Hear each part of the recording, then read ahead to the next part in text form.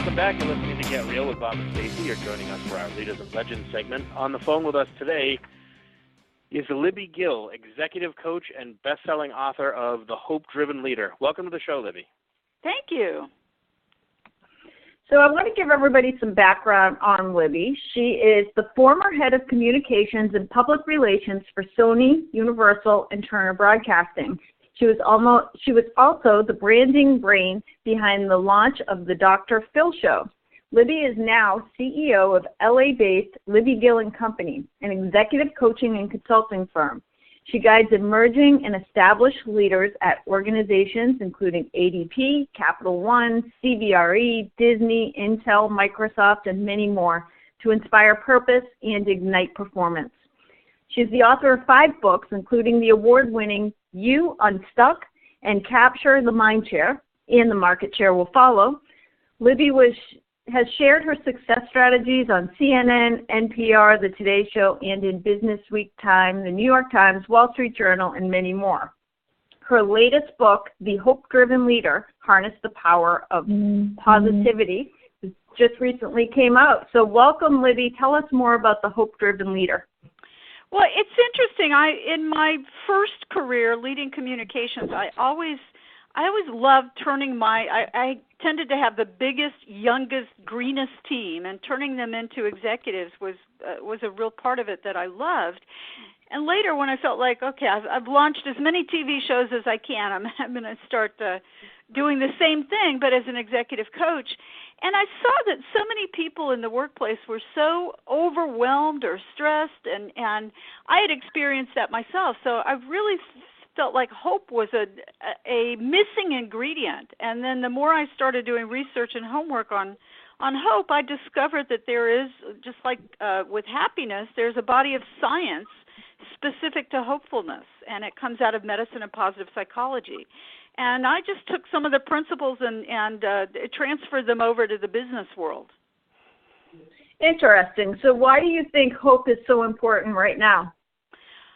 We're living in a tough world, and, it doesn't help that we've got that 24/7 news cycle pointing at it and drilling down on it at all times. So I think you can lose pretty much everything in this life. You can lose health and money, and it's nice to get those things back, but you certainly cannot lose hope. That's what keeps us all motivated to put our feet on the floor in the morning and get into the office and do what we do. And to me, it's really the jet fuel for both work and life. Okay, so you said a few minutes ago that there is like a science behind hopefulness. Explain that some.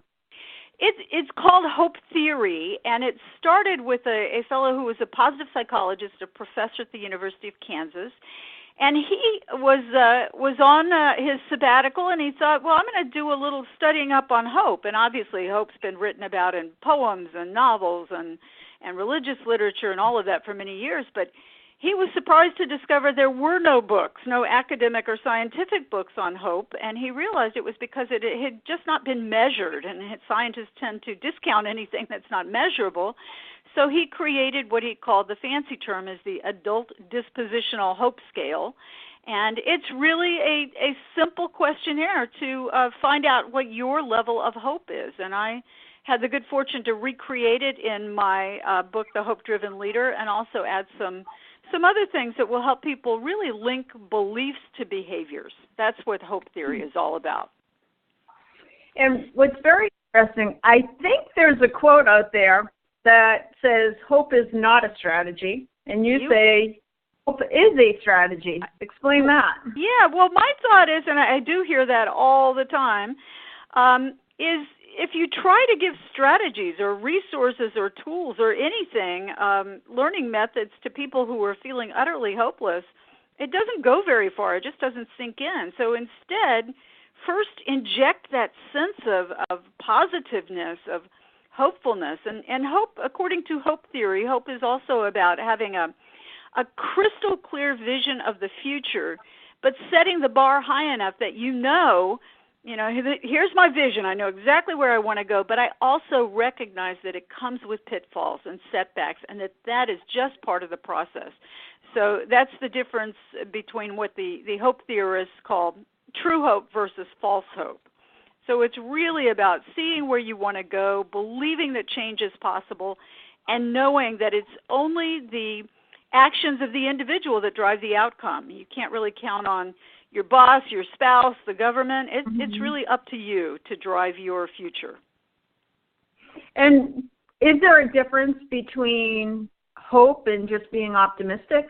Yeah, there is. By definition, optimism is it's a good thing. You know, it's kind of the half full versus the half empty, but it is a sense everything's going to turn out all right, it's all going to be fine, but it is not linked to action, where hope is specific and situational and future focused. It says, if I envision this and I do this, then this is going to be the outcome. So it's really linking your belief to your behavior and continuing to move forward. You also say that hope is one of the most overlooked elements of leadership and corporate culture. Explain more on that. Well, you know, Stacey, it's what we're talking about. It's that people believe that hope is not a plan, hope is not a strategy. They think hope is something sort of squishy or abstract or, you know, pie in the sky, but it's not. It is specific to saying, here's where I'm headed. And I've got my eyes open. I see what the obstacles could be, but I care so much about it. I'm so passionate about this outcome that I'm going to keep moving towards it anyway. So that's really what that sort of, it feeds us that sort of grit or perseverance. So what are some of the skills that you cover in your book, The Hope-Driven Leader? Well, I cover a lot of the things that I cover as an executive coach in Fortune 500 companies. One is, and I know your folks deal with this, is just the massive change. We are dealing with change that's so rapid, that's so complex. I mean, think about it this way, is as fast as the world is changing today, this may actually be the slowest rate of change we'll ever experience again. And when you think that, it's kind of mind-blowing. So I give people ways to manage the process of change. Also, some great research and data about how to lead your teams, how to really connect with teams so that they are working together at a high level of communication and collaboration. And it was interesting, some of the research I found was that it's not just about what you share in a team meeting, for example, but it's how you share. It's how you communicate with each other with a deep level of engagement, a kind of an energy that is among everybody on the team. It's not just your leader droning on and people nodding their heads, but it's about equal distribution. And also a key ingredient is exploration, that people go outside their day-to-day world, see what else is out there, whether that means going to a conference or meeting with somebody across town or just learning something new that they can add to their sort of their skill set in their business. So one of the things you touched on at the very beginning of this, and maybe it was in the bio, it was like developing the future leaders in an organization. Is there anything that we can look for in the up-and-coming potential leaders in our company as far as their hopefulness or optimism? And yes, and you're right. I have a chapter in the book called The Gen Blend, which is about generational perspectives, because we have in the workplace, depending on how you count them, anywhere from 4 to 6 different generations side by side. And people love to give millennials kind of a tough rap. They're so entitled, they're so this, they're that, which, you know, maybe there's a kernel of truth to that. But I think if we really look at people as individuals, not all millennials are tech geniuses, even though they pretty much all grew up with technology, but everybody's got their own passion and their own skill set. And as leaders, we've got to take time to connect with them where they are, not just expect them to act like boomers or the even older traditionalists. We've got to really embrace this. By 2020, we're going to be outnumbered. Millennials will be about 60% of the workforce, and they'll be managing other people. So it's a matter of getting on their wavelength and understanding what they care about. And one thing that I see, and I'm the proud mom of 2 millennials of my own, both graduating in May, yay! But is that they have a deep sense of purpose, that they want to be connected to companies where they get, even if they're the entry-level kid, that they get, that they are doing something that's bigger than themselves, and they see what the company's contributions and value are. And as leaders, sometimes we have to connect the dots for people so that, if they're in the office working away, they've got to see that their partners, their leaders are out in the field, closing deals. And so if they see that and they see that there's a path, I could be like Stacy, or I could do what Bob's doing, and not tomorrow necessarily, but with training and hard work, then I think we've got a really powerful workforce. In fact, the research shows us that they are not only the most educated, but the most hopeful generation to come along in a while. They think it's up to them to change the world, and it may be. So I have a question for you about preparing for the future. So we're in the real estate business, and I have about 400 plus real estate agents throughout New England. The market's as hot as it's ever been. It's crazy busy. Yay. The one thing I know from being in the business for 20 years is it'll be great for a while, but eventually it's going to crash. Right. So what can I do as a leader now to prepare people for the fact that, hey, it's kind of awesome now, but number two, know that it's like that's all seems kind of like it's the opposite of hopefulness, because I try to prepare people and say, it's not going to be like this forever, so be prepared, it will crash. Is that bad? Or should... Yeah. No, I think you're being realistic. You've got your eyes open, you're sharing the truth. I think that's always a good thing. And to maybe put that hopeful spin of, this is a time you really want to work hard, you really want to focus on the business, because it won't be this hot forever. It's just the nature of the business. It's cyclical. It'll go back.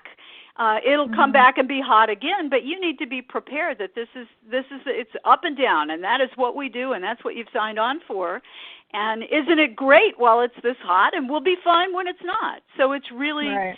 It's really letting people know, if they don't see it already, or they're bracing for the worst news, is, hey, enjoy it while it's here, because you've got to be in it for the long haul, and understand that you've got to weather the slow times. And when it does crash, which I hate to say when I'm on the phone with the hope-driven leadership expert, but when it does crash, what can I do to infuse hope into the team when things are bad? Well, communication is a huge part of it, is to let people know we're in this together. I'm here for you. I'm going to guide you through this. We're going to get through together, and share your wisdom that you and Bob have built over the last 20 plus years, that you know what's around the corner, that you know what's going to happen. I mean, to some degree, I know you don't have a crystal ball, but that you've been through the ups and downs of this, and letting people know we're going to write it out. That's the nature. You knew it was coming. It's here. And when you're truthful with people and you say, look, we think it's going to be this way for about 6 months, or we may have a tough year ahead of us, but it's okay. We'll come out the other side. Not to give them any false hope or to, tell them things that aren't true, but to say, hey, we're still standing. We've been around for a long time, and we're not going anywhere. So you really give people that sense of, you're not denying the reality, but you're looking at the positive side of it. And then I had a question about one of your previous books was You Unstuck. So let's just say somebody does feel stuck. It seems like hope is one of the biggest ways to get yourself unstuck. I think so, and because it's so specific about that future vision. And I will often advise the people I work with, that I coach and speak to, that companies have to have their 5-year, their 10, or even their 20-year plan. As human beings and individuals, it's a little hard to wrap your head around, 20 years where I'm going to be. Not that you shouldn't have your retirement or your, those sort of things in your head, but set a vision for a year from now. What are you going to do? And it may not be that anybody's begging you for it. It may not be urgent, like getting out, with your clients immediately, answering the phone, closing deals. But what can you do in terms of your own growth, your training, something you can do in the workplace to really move the level up, to really change your game, and give yourself a year to do it? If you could accomplish it in a week or a month, you haven't set the bar really high. And if you say, well, I'm going to do this sometime in the next 10 years, there's no sense of urgency.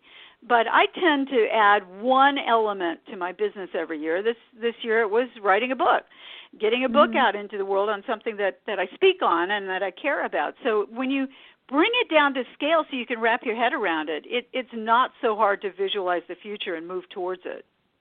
For anybody just tuning in, we have with us Libby Gill, and she is the author of The Hope-Driven Leader, Harness the Power of Positivity at Work. Libby, where is the best place for people to pick up a copy of the book? Well, you can go right to Amazon and get the hard book or the Kindle version, or go to my website at libbygill.com and download the first chapter. Check it out, and you can order it right there as well. Awesome. Thank you so much for joining us today, Libby. Oh, thank you for having Thanks, me. Thank you. That's all for this edition of Get Real. Make sure you join us again next weekend for more.